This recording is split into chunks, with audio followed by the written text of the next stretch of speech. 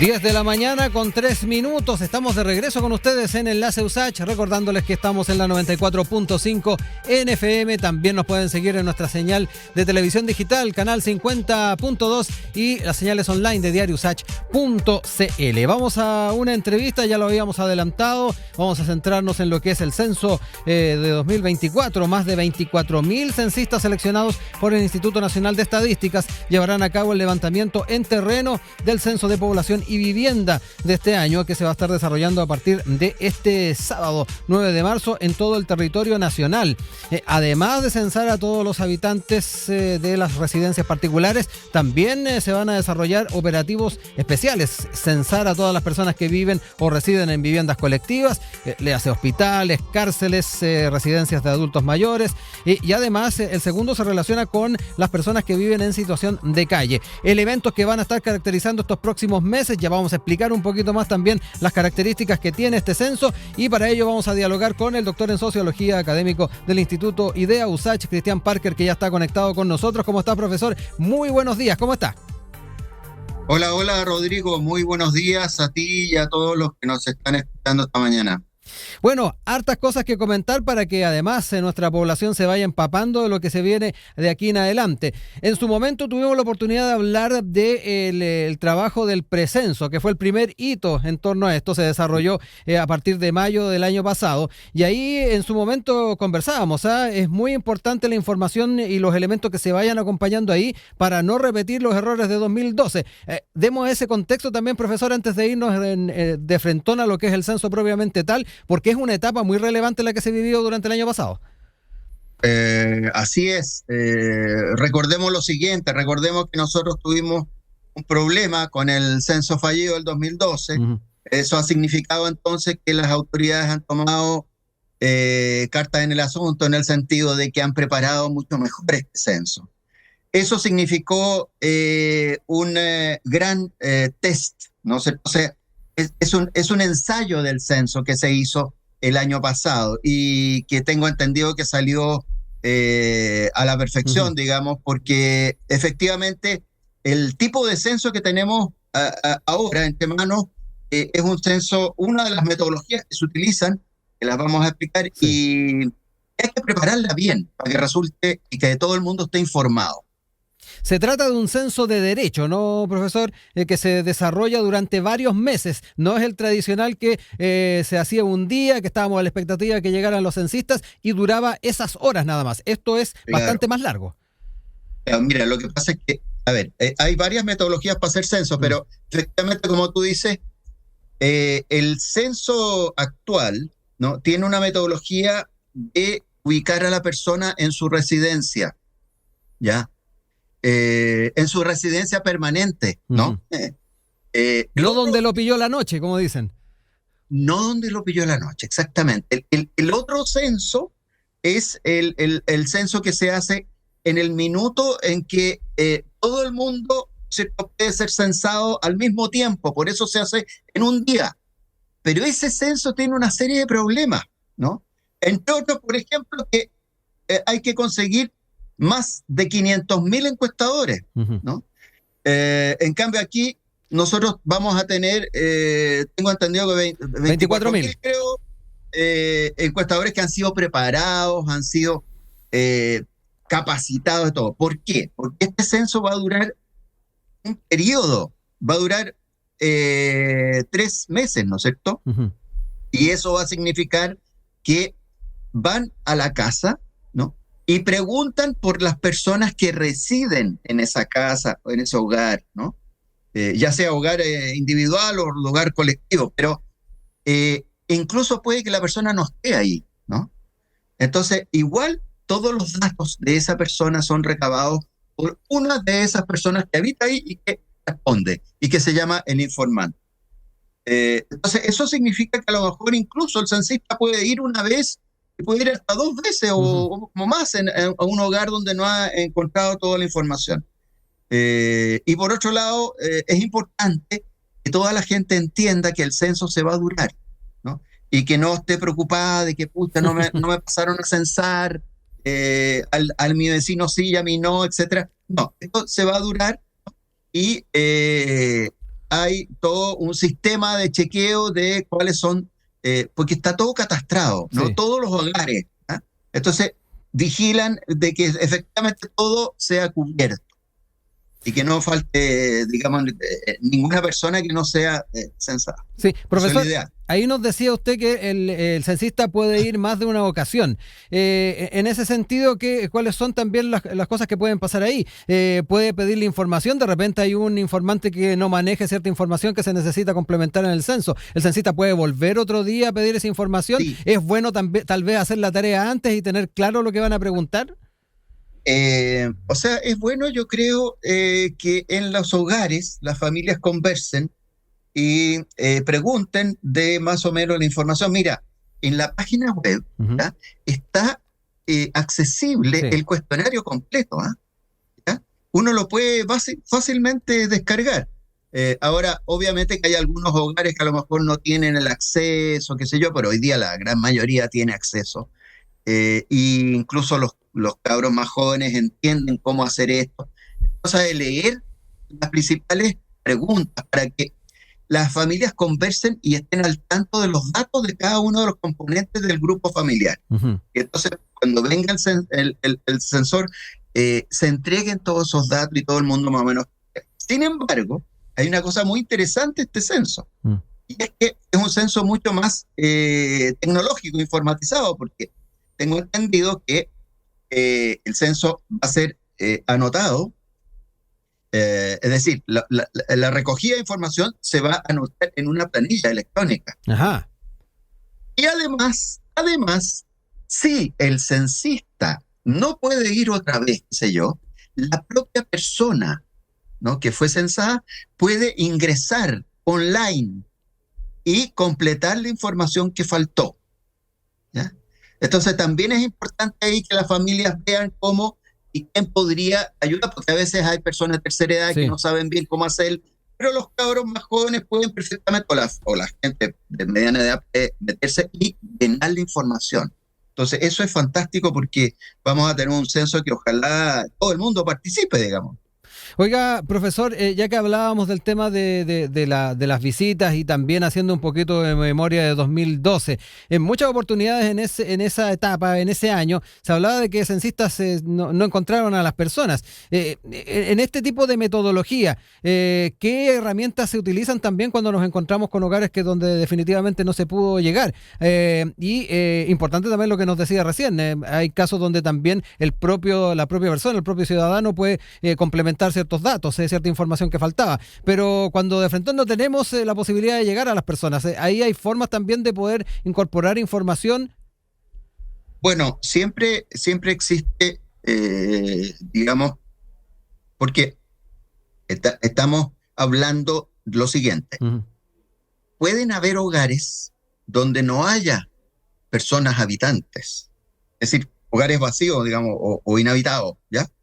O momentáneamente inhabitados, ¿ya? Sí, eso se puede dar, ¿ya? Entonces, ¿cómo descubrimos nosotros que? Entonces, el censista, todo está organizado de tal manera que se distribuye por determinados territorios, ¿no es cierto? ¿Ya? Y van a colaborar también las municipalidades, etcétera, etcétera. También, por cierto, todas las fuerzas del orden y seguridad van a estar colaborando, ¿ya?, para mantener también seguridad y cosas. Se chequea, ¿no?, en estas manzanas, ¿no es cierto?, los hogares que ya se tienen catalogados. Entonces se chequea a ver cuáles son los hogares que no contestó nadie. Entonces, como es un censo en un periodo largo, pueden mandar nuevamente, ¿no?, censistas, ¿no? Ahora, finalmente igual existe un procedimiento, ¿no?, que se establece que ya no se encontró a nadie, ¿ya? Al final del censo, digamos, ya cuando se hace el catastro final de qué pasó con todos los censados de ese determinado distrito y distrito censal. Quería recordarles que estamos a esta hora en Enlace USACH hablando de lo que va a ser el comienzo del trabajo en terreno del censo 2024 con el doctor en sociología, académico del Instituto IDEA USACH, Cristian Parker. Profesor, ahí lo mencionábamos también en la introducción, se va a incorporar este censo en hospitales, cárceles, residencias y también en personas que viven en situación de calle. Tenemos un poquito también de contexto de esto y la relevancia que tiene ir incorporando a esos chilenos que muchas veces no se los toma en cuenta. Mira, eso es muy importante porque sabes que un censo es más válido en la medida en que cubre más a la totalidad de la población, ¿ya? Un censo se caracteriza por eso, que ojalá todos sean censados, digamos, ¿ya? Sin embargo, siempre existen situaciones difíciles de dónde conseguir llegar a esas personas que están, ¿no? Por ejemplo, en lugares remotos, en poblados ya muy apartados, todo eso se toman las provisiones, digamos, se prepara todo. Pero en las grandes ciudades, como dices tú, la gente sin casa. Pues claro, ¿dónde? Entonces se va a hacer un procedimiento especial que consiste, digamos, en equipos especiales con apoyo de muchas de estas organizaciones que trabajan con la gente. Organizaciones, qué sé yo, el Hogar de Cristo, una serie de otras. El Ministerio de Desarrollo Social también va a colaborar. De tal manera que todas las personas que estén en situación de calle aparezcan registradas en el censo. Sí.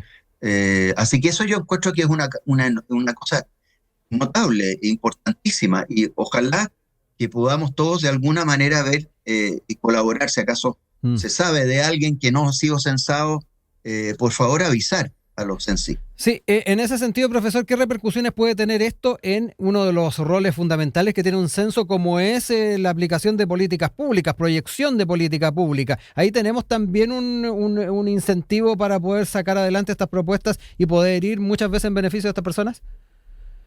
O sea, lo que pasa es que un censo es fundamental para todas las políticas públicas, ¿no? Porque recordemos que este es un censo de población y vivienda. Exacto. ¿Sí? Entonces no es solo de las personas y sus características y todos sus datos, qué sé yo, y datos sociodemográficos, sino que también es de las viviendas, ¿ya? Entonces, por ejemplo, es fundamental para lo que es políticas de vivienda, ¿no? Para saber, qué sé yo, cuántos allegados tenemos, para saber cuánto déficit de casas tenemos, para saber el estado de situación de las casas y de las habitaciones, de los edificios, etcétera, ¿no? Entonces, para políticas de vivienda, para políticas sociales, fundamental, para lo que son todo el trabajo de los municipios, es fundamental tener estos datos censales. Para lo que es las encuestas, por ejemplo, la encuesta CACEN, ¿no? Que es sobre una encuesta fundamental para medir situación social, pobreza, etcétera. La encuesta CACEN no se puede realizar si no hay un marco de la encuesta. Y el marco es el marco censal, ¿ya?